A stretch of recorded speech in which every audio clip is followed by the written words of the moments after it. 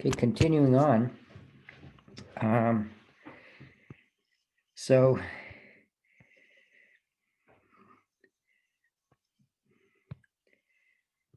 we have, you've kind of watched me struggle with writing down all these equations and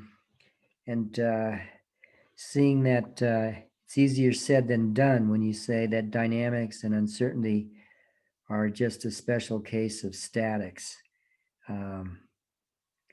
So we ended up with a huge number of simultaneous equations to solve.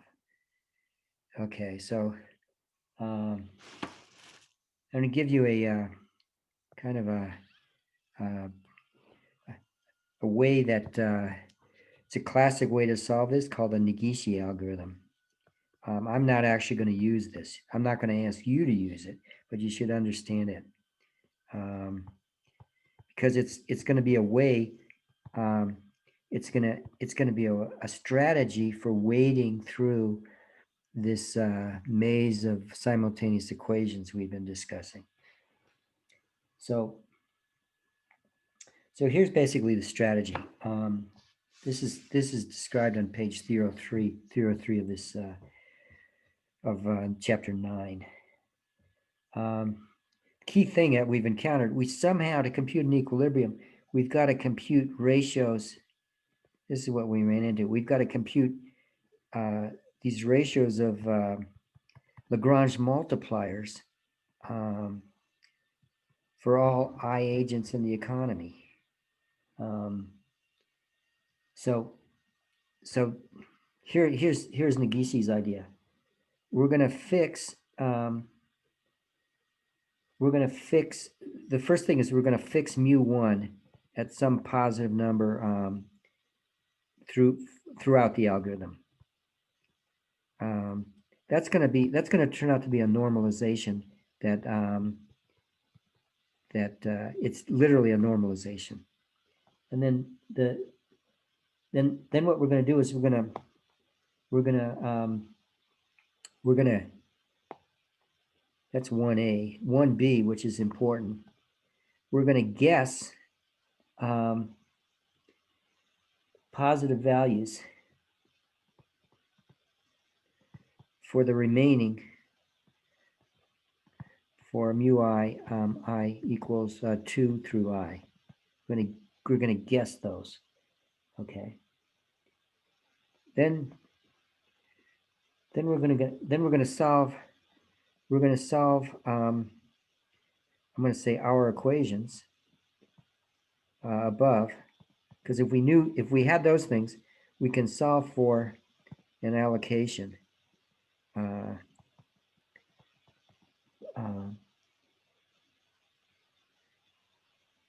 Basically for all I. So we can solve for an allocation for I equals 1 through n. So solve for complete allocation. And then what we do, we're going to take any consumer,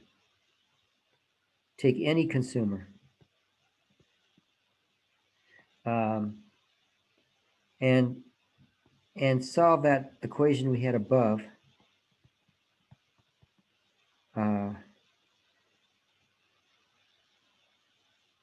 And we're going to solve.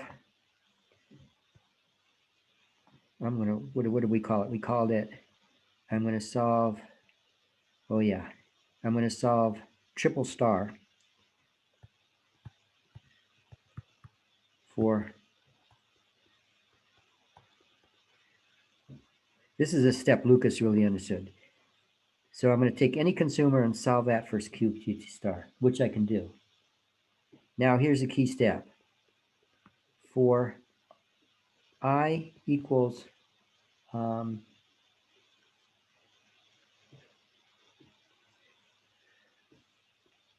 just going to say 2 through I. Check the budget constraint.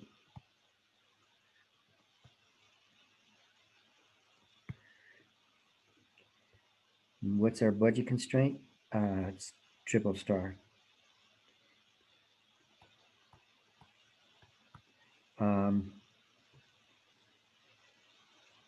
if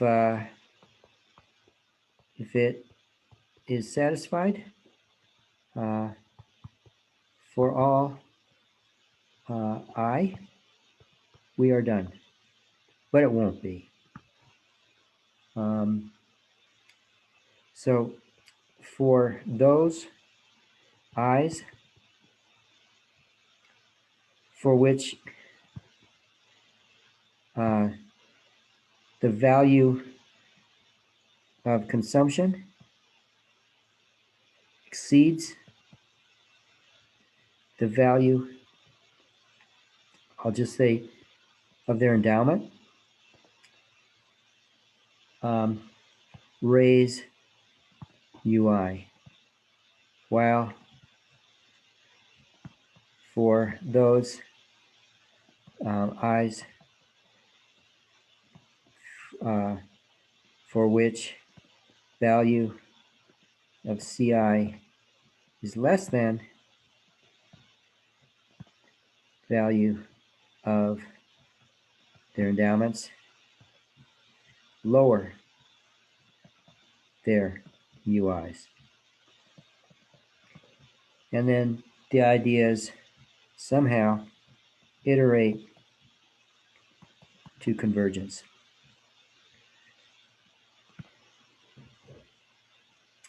And then when we're done, all of the equations will have been satisfied.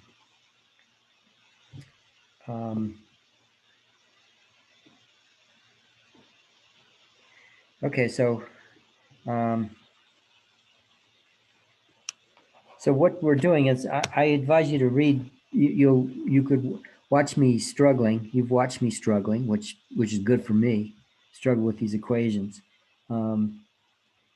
and to get some sympathy for me, you could read the last paragraph of page 303 after the Gishi algorithm is described, because what it I'm going to read it to you. So it says, in general, the equilibrium price system and the distribution of wealth are mutually determined. I could, yeah. They're mutually determined. So there's not a recursive structure there. So along with the equilibrium allocation, the equilibrium price system solves a vast system of simultaneous equations. It's infinite dimensional along several dimensions.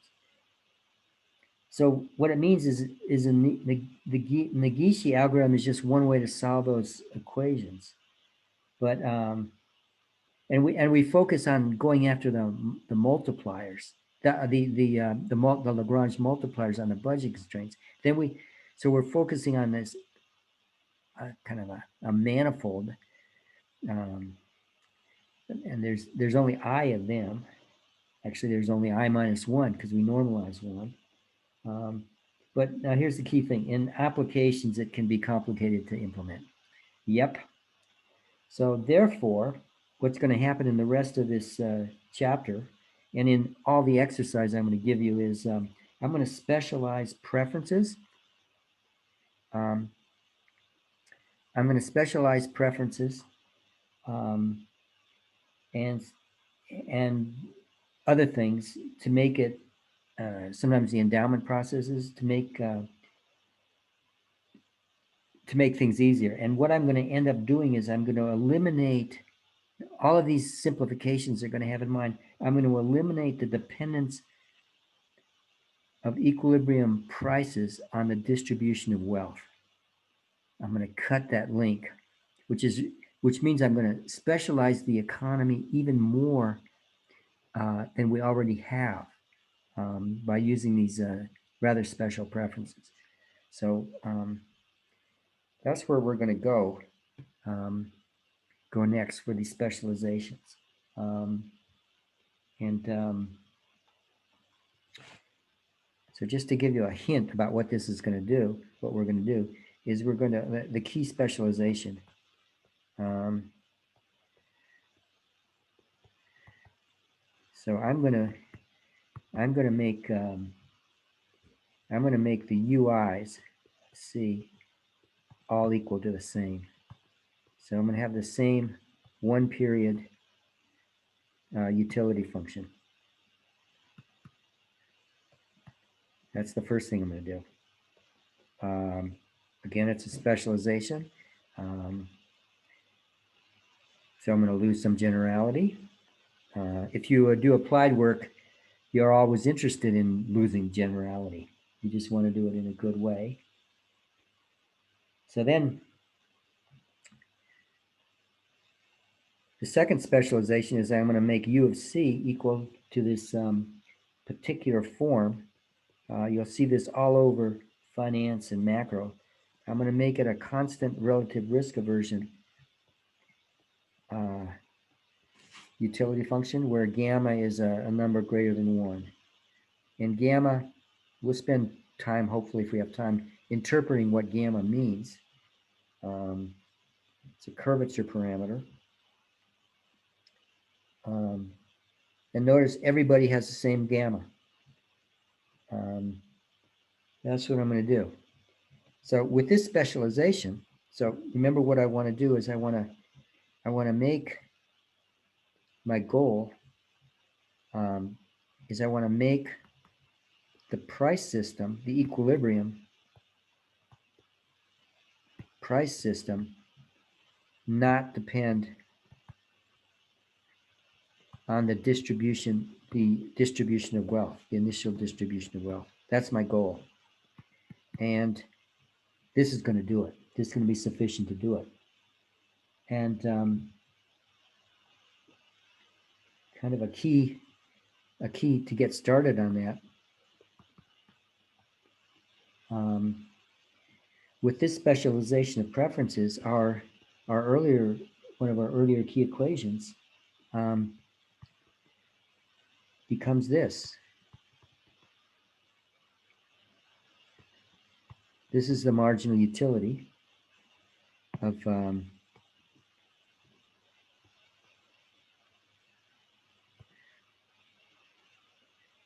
this is equal to CTJ ST to the minus gamma mu I over mu J. We got that.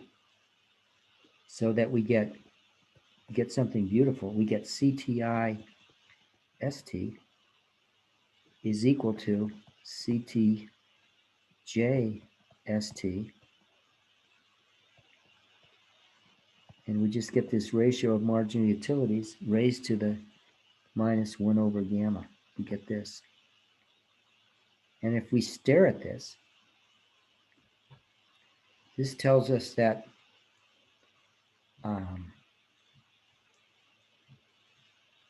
that everybody's consumptions are proportional to one another for all T and ST. Something we didn't have before. So this proportionality, this is going to give us a certain kind of it's going to imply a sort of aggregation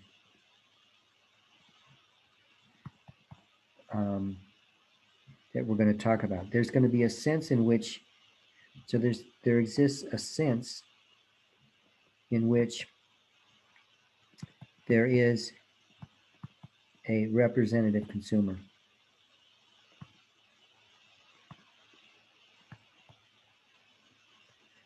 Okay, and why this is going to be convenient is this will allow us to compute prices without knowing the mu i's. That this is the distribution. These things are measuring the distribution. These are distribution of wealth parameters.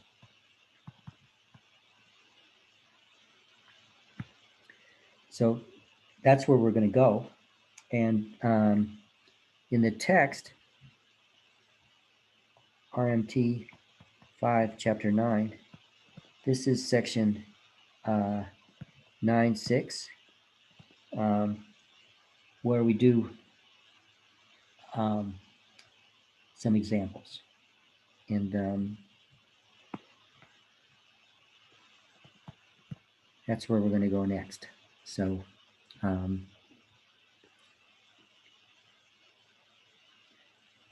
there's some things to digest here. Thank you.